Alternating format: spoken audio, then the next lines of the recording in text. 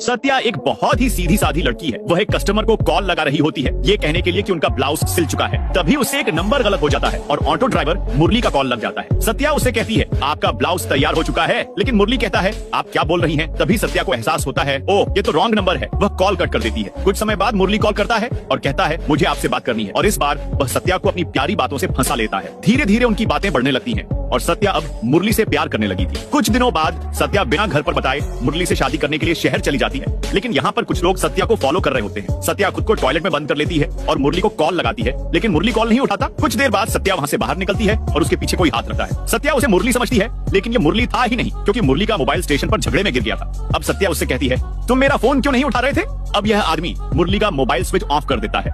सत्या घर पर झूठ बोलकर मुरली से मिलने के लिए आती है, लेकिन मुरली को उसने कभी नहीं देखा। स्टेशन पहुंचकर वह किसी और को ही मुरली समझने लगती है और उसी के साथ जाने लगती है, लेकिन तभी मुरली वहां पर आ जाता है और सत्या उसकी आवाज पहचान लेती है। यह देखकर वह अनजान आदमी वहां से चला जाता है। अब यह देखकर सत्या डर जाती है कि वह किसी और के साथ जा रही थी। मुरली उसको रिलैक्स करता है और दोनों बात करते करते पार्क में आकर बैठ जाते हैं, लेकिन मुरली देखता है कि वह अनजान आदमी उनको फॉलो कर रहा है। तभी मुरली उठ के उससे बोलता है तुम हमारा पीछा क्यों कर रहे हो? आरके कहता है ये तुम्हारा पार्क नहीं है, समझे? और बस फिर इन दोनों में हाथापाई हो जाती है। इतने में पुलिस आ जाती है और सब लोग आरके की ओर इशारा करते हैं और पुलिस आरके को पकड़ लेती है। अब फिर मुरली सत्या को एक लॉज में ले जाता है। इसके बाद मुरली खाना लेने बाहर जाता है और हम देखते हैं कि मुरली एक औरत से कहता है यही है वह लड़की जिसको मैंने प्यार में फंसाया है। मतलब मुरली एक गर्ल सप्लायर है जो लड़कियों को प्यार में फंसाकर बेचता है, और यह औरत एक धंधे वाली है। इन लोगों की बात सत्या सुन लेती है और सोचती है कि वह कहाँ फंस गई। वह मुरली से बाहर जाने के लिए कहती है, लेकिन अब मुरली का बर्ताव बदलने लगता है और मुरली दरवाजा बंद करके सत्या के साथ जबरदस्ती करने लगता है। अब मुरली सत्या को एक लॉज में ले जाता है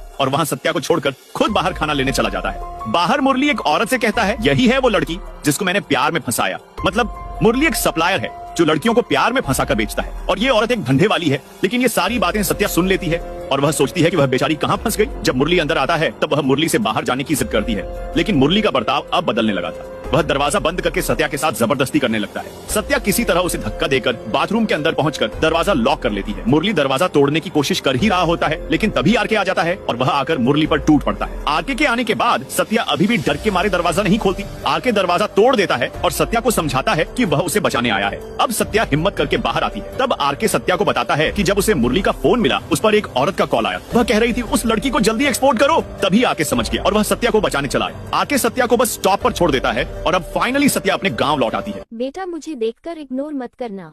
जो भी इस साल अच्छा पैसा कमाना चाहता है वो कमेंट में जय माता दी लिखे और इस वीडियो को लाइक करना।